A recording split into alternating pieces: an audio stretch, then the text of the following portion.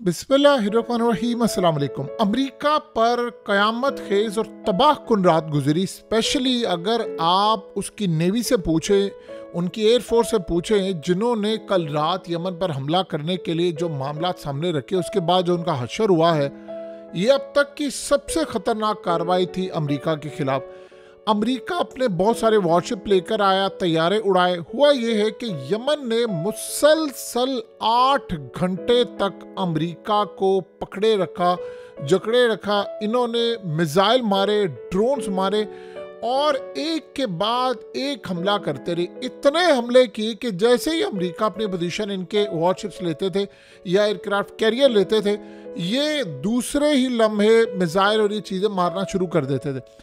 इन्होंने इतने ऑपरेशन किए कि फजर का टाइम हो गया और फजर तक मारते रहे कि अंटिल अमेरिका को रियलाइज़ हुआ कि हमें हमला नहीं करना, और उसके बाद वो पीछे हटे और ये चीज़ें हुई या उनके तैयारे जो उड़कर जाते हैं।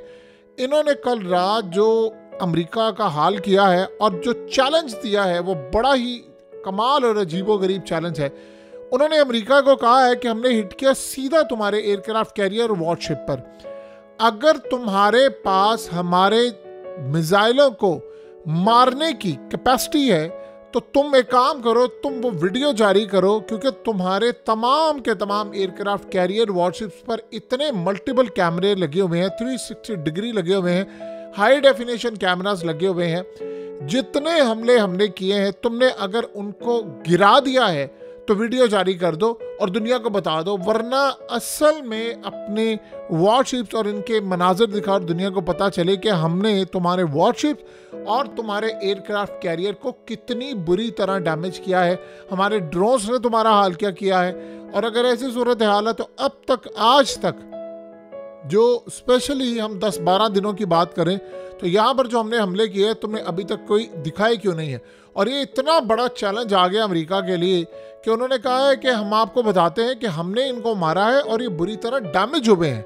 और इस सूरत हाल के अंदर इनकी चीखें निकली हैं, जो वहाँ पर हाल हुआ है उसका आप अंदाज़ा नहीं लगा सकते। याद कीजिए वो पायलट जो आए थे वापस, उन्होंने क्या कहा था? उन्होंने कहा था कि दुनिया के सबसे ख़तरनाक तरीन लोग हैं ये, और वो अमेरिका आकर खुशी से पागल हो गए थे। वो कह रहे थे कि हमने ऐसा लगा कि दुनिया की बदतरीन जंग फेस करके आए हैं, ऐसे दुश्मन हमने ज़िंदगी में नहीं देखे जो मारते जाते हैं अंटिल कि आप खामोश हो। ये इतना बड़ा आज अमेरिका के लिए झटका है, इतना बड़ा झटका है अमेरिका के लिए कि पूरी दुनिया के अंदर उनकी जलालत ये हो रही है कि 8 घंटे तक अमेरिका की नेवी सुपर पावर लड़ती रही और एंड पर शिकस्त खाकर वो पीछे हट गए। और आप ज़रा इमेजिन करें, एक छोटी सी ज़रा वीडियो देखिए।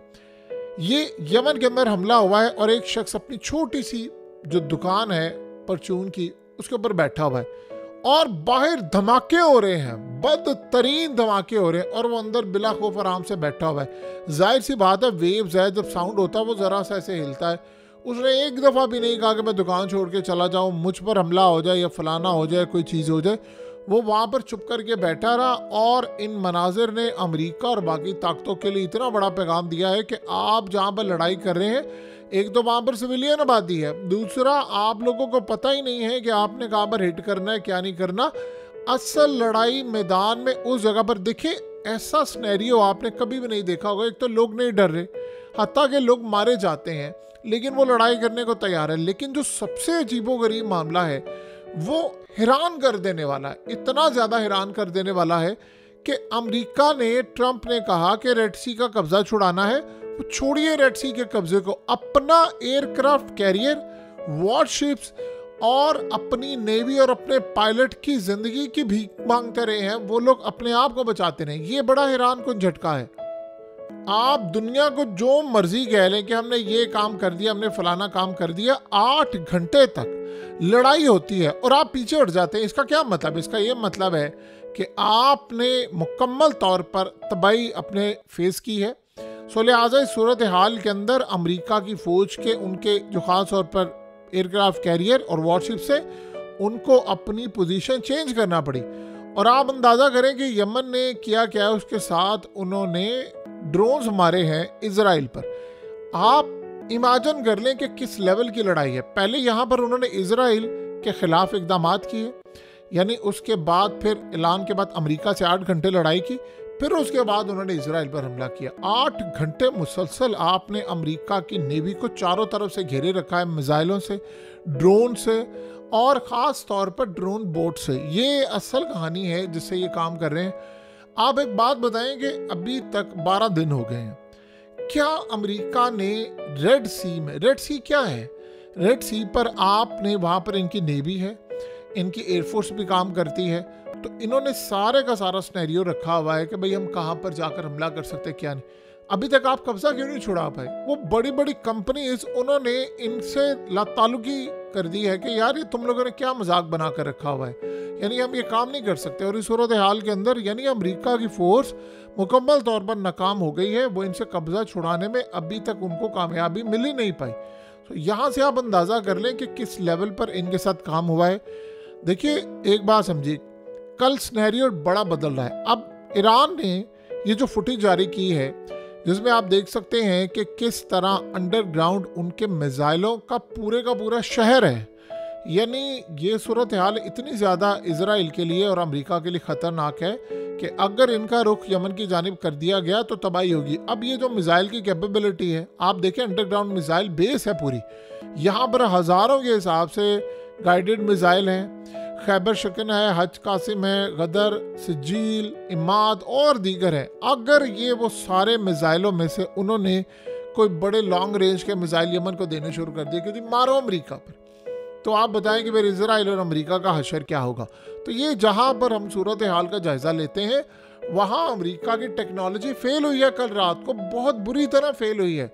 देखिए ऑलरेडी होता क्या था कि आपने हमला, उन्होंने हमला किया, इन्होंने हमला किया, उन्होंने रोक लिया, मुसलसल आपने उसको इंगेज किया 8 घंटे तक, और इंगेज करने के बाद वो भागे वहां से। ये कोई छोटी बात है कि आपको अपनी जगह बदलनी पड़े, अगलों को नहीं बदलनी पड़ी। आप अमेरिका हैं, आपकी कई हजार अरब डॉलर की आपकी जीडीपी है, आपका 1000 अरब डॉलर के करीब डिफेंस बजट है। आप इमेजिन करें उनके पास 2 वक्त का खाना नहीं है जिनसे आप लड़ाई करें। अब यहाँ पर जब ईरान ने कल ये मनाजिर जारी किए तो उन्होंने एक और भी बात बता दी है कि अमेरिका ये वीडियो देख लो, इजराइल ये वीडियो देख लो, हम पर हमला हुआ ना तो हमसे पहले फिर यमन हमला कर देगा। ये अभी तक इजराइल और ये तमाम ये चीज़ें जो इंगेज किए जा रहा है, ईरान ने एक लिमिट रखी है। देखिए जब लिमिट क्रॉस हो जाती है तो फिर क्या होता है, फिर सारे मामला ख़त्म हो जाते हैं। अब आप देखिए ना कि यूक्रेन और रूस की जो जंग छिड़ी हुई है उसमें लड़ाई का लेवल ये हो गया है कि यूक्रेन आखिरी हद पार कर चुका है और हमला करने के लिए आगे आ रहा है, चीज़ें आगे आ रही, ये सारे के सारे उनके मामला हैं। तो अगर हम इस सारी सूरत हाल का जायज़ा लें तो हमें एक बात अच्छी तरह समझ आती है कि मामलात काफ़ी हद तक इजराइल के लिए भी ख़राब है, मामलात काफ़ी हद तक दीगर लोगों के लिए ख़राब है।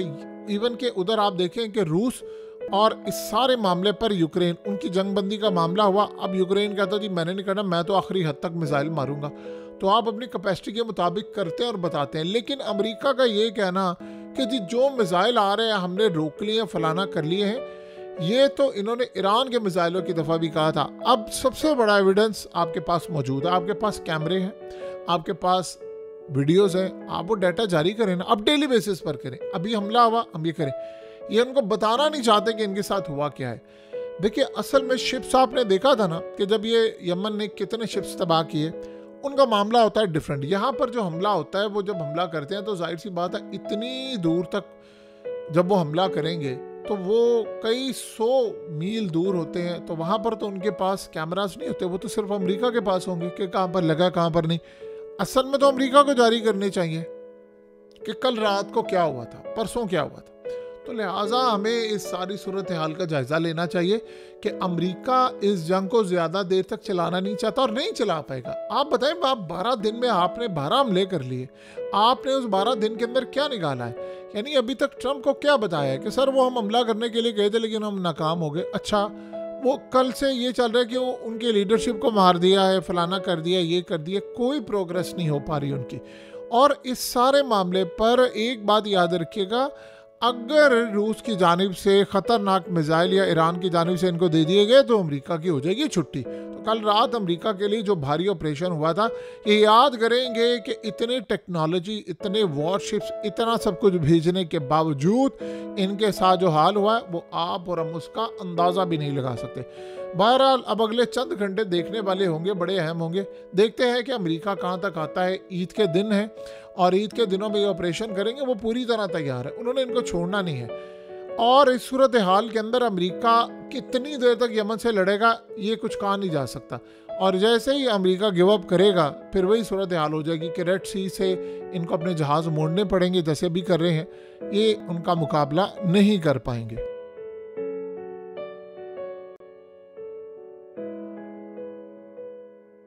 हकीकत टीवी को सब्सक्राइब करना मत भूलें, वीडियो को लाइक करें, शेयर करें और कमेंट सेक्शन में अपनी राय का इजहार ज़रूर करें।